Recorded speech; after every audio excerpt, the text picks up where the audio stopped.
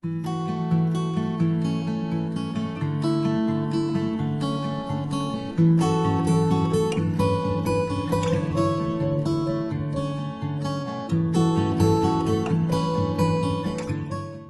la Cuaresma para continuar en este espíritu de penitencia, de humildad, de modestia, de recogimiento, de tal modo que no seamos solamente espectadores, no solamente conmemoremos, sino que vivamos la Semana Santa y se cumpla lo que anhela para nosotros el apóstol de los gentiles, que muramos con Cristo para que resucitemos con Él, que abracemos la pasión en nuestra vida, que haya una muerte al hombre viejo, al hombre del pecado, al viejo Adán, y que en Cristo abracemos una nueva vida que no solamente es ausencia de pecado o superar las inclinaciones hacia el pecado, sino que es el ir al encuentro del Señor y crecer en la vida de la gracia, de la caridad, el ir al Padre, como la liturgia de día nos presenta, porque en definitiva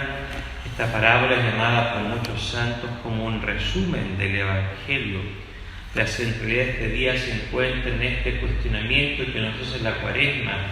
Si nosotros como hijos de Dios conocemos el corazón del Padre, si conocemos o reconocemos a Dios como un Padre, no solamente como un Dios providente, un Dios justo, un Dios bueno, un Dios que premia a los buenos, que castiga a los malos, no solamente un Dios que sostiene la existencia en el ser, un Dios que es eterno, que es omnipotente, sino si podemos reconocer en Cristo, porque solamente en Cristo podremos hacerlo, reconocer a Dios como el Padre, como un Padre.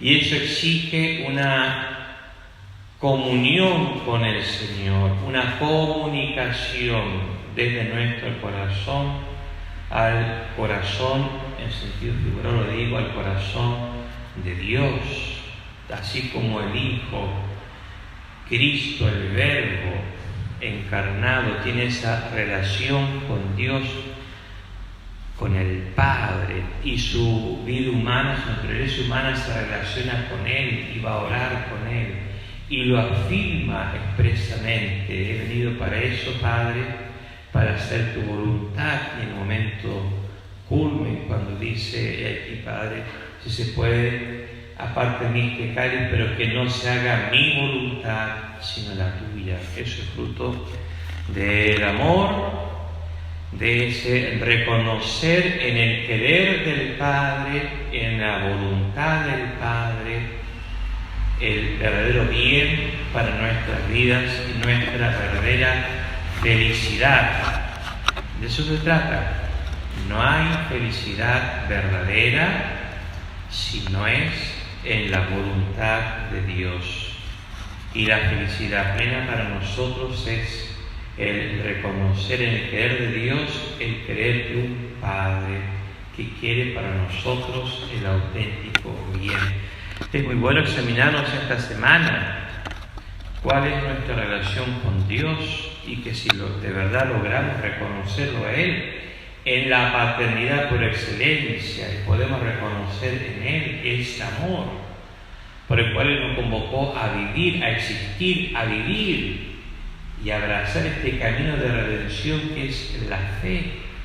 Y si de verdad anhelamos abrazarle, porque Él quiere abrazarnos en la vida de la gracia, en la vida de la Iglesia, en el camino de la cruz, en el esplendor de la Pascua, con el fulgor, con el ardor del Espíritu Santo.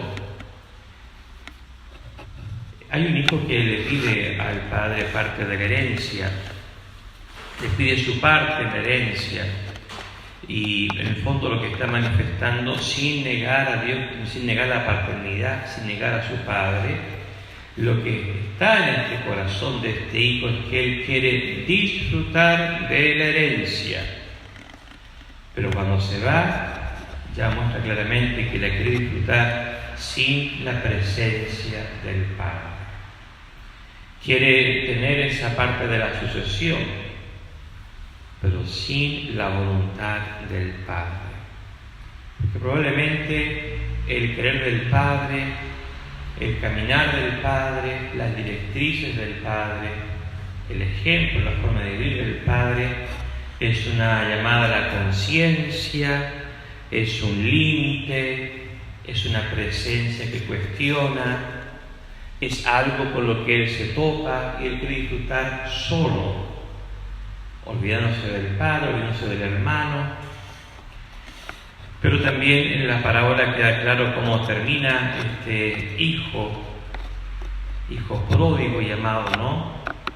El signo nos llama mucho la atención en nosotros, el que termina al final buscando trabajo, cuidando cerdos, pero para la tradición de Israel es muy fuerte, porque ellos miran a los cerdos como animales impuros. Expresa lo más humillante, ¿no? Quizás cuidar vacunos, ovinos, pero cerdos, eso es algo que les humilla. Y luego esta expresión más grande que ocupa el Señor, y sentía ganas de comer las bellotas que comen los cerdos. Es decir, el grado de miseria, de humillación en la que termina hundido en el fango este hijo, pues claro, prescindió del otro, prescindió de Dios, fue esclavo de sí mismo, y esclavo de sí mismo termina así, desconociendo su dignidad, desconociendo el fin de su vida, desconociendo el principio, la causa de su existencia, desconociendo que no puede procurar construir su plenitud, si es algo así lo que pretende, ni al margen de Dios ni al margen del prójimo, sino que la verdadera felicidad humana o sobrenatural no puede prescindir de la vocación de darse, de la grandeza de entregarse, del sacrificio o del amor, de la caridad, amor a Dios y amor al prójimo, como nos pide el Señor. Pero bueno, la experiencia de este hijo es la nuestra, esa es nuestra realidad. Cada vez que pecamos, nosotros, no solamente con los pecados graves que se pueden cometer, los escandalosos, ¿no? Pecados mortales, sino que nuestro orgullo, nuestro resentimiento, nuestra murmuración, nuestros juicios temerarios, las veces en que no procuramos crecer a los ojos de Dios y a los ojos de nuestros hermanos, estamos nosotros queriendo disfrutar de la herencia, hasta la abrazamos y que nadie me la toque. No, mi espacio, mis intereses, mis bienes, mis modos de ser, mis apegos, ¿no? Que si alguien me la toca, ¿no? Y hasta se puede pensar que alguien me la quiere tocar, y hasta se puede enjuiciar, difamar, en fin, termina de esa manera, en esa miseria interior, en esa soledad, en la soledad, que aunque se puede estar rodeado de personas, sin embargo, se desconocen las personas que me rodean o me desconocen, no me conocen. Eso le pasa a este hijo, ¿no? En esa soledad en la que él terminó. Es lo que nos pasa a nosotros con la realidad del pecado, con el mal que hacemos o con el bien que dejamos de hacer, con la recta acción, intención que dejamos de seguir. El otro hijo, fíjese que tampoco conoce al padre, en realidad tampoco se queda con el padre. Pareciera que sí, se quedó localmente. Él físicamente se quedó en ese lugar, pero no se quedó con el Padre, se quedó con lo que significaba estar con el Padre, se quedó con los beneficios, se quedó con la seguridad de los bienes, se quedó con el privilegio, se quedó con el aparente honor de no haber abandonado al Padre, esperando atribuciones, esperando reconocimientos, pero no se quedó con el Padre. Por eso que se molestó tanto cuando vio que por el regreso de su hermano se ofreció parte de la sucesión. Se ofreció el novillo cebado. Y a mí ni siquiera me diste un cabrito para comerlo con mis amigos. Sintió que le tocaban algo que él pensaba que le pertenecía y lo ocupa el Padre para asegurar el regreso de alguien que es en su mirada de orgullo catalogado como un traidor. Y se revela interiormente y no quiere entrar en el corazón del Padre, en la casa del Padre. De un modo implícito, el Señor lo que está haciendo es darnos a conocer el corazón del Padre.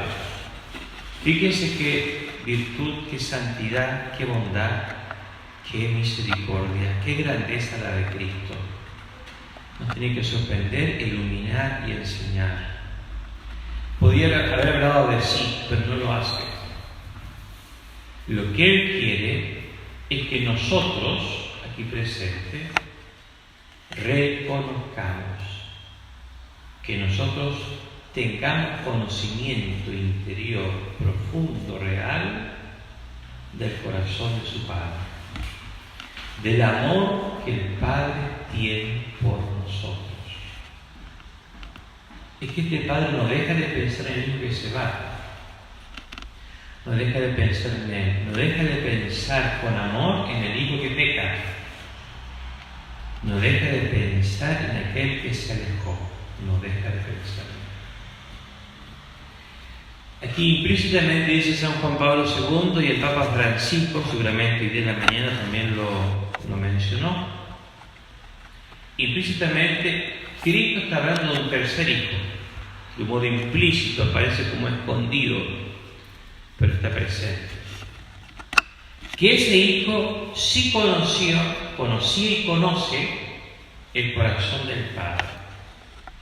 Y ese hijo tiene claro lo que no se dio cuenta, ni el que se fue ni el que se quedó, que la herencia verdadera es esa. La herencia verdadera es el corazón del Padre, es el amor del Padre, es la presencia del Padre, es la comunión con el Padre. Esa es la herencia verdadera. No todo el que diga Señor, Señor entra al reino de los cielos, sino aquel que hace la voluntad del Padre, por amor. Por amor. Y este Hijo nos habla de este amor de Padre, que es un corazón desgarrado de Padre cuando lo dejamos, cuando queremos disfrutar de la herencia, de la añadidura, lejos del reino de Dios. Cuando queremos disfrutar de nuestra vida, de nuestras capacidades, potencialidades al margen de la gracia del Señor.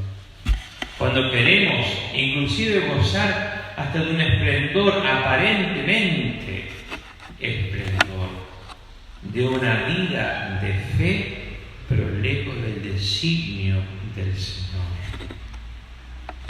Entonces, este hijo, al ver el corazón desgarrado de su padre, va detrás de su hermano que lo abandonó y lo encuentra, y al verlo sumergido en el lodo, lo toma de la mano, lo saca, lo baña con su sangre, lo reviste con su gracia, le da el anillo de la pertenencia de la iglesia, lo casa con el Espíritu Santo y lo envía de vuelta para que celebre un banquete, un sacrificio, que es un sacrificio con el Padre, porque Él se quedará en ese lodo, padeciendo por los pecados de su hermano. Ese es Cristo. Ese es Jesús, que da la vida por nosotros. Él sí conoce el corazón del Padre. Y Él, para saciar, para poder reparar, para poder consolar el corazón de ese Padre y el sufrimiento de su hermano por sus pecados, Él va a su encuentro y lo rescata, y Él da la vida por él.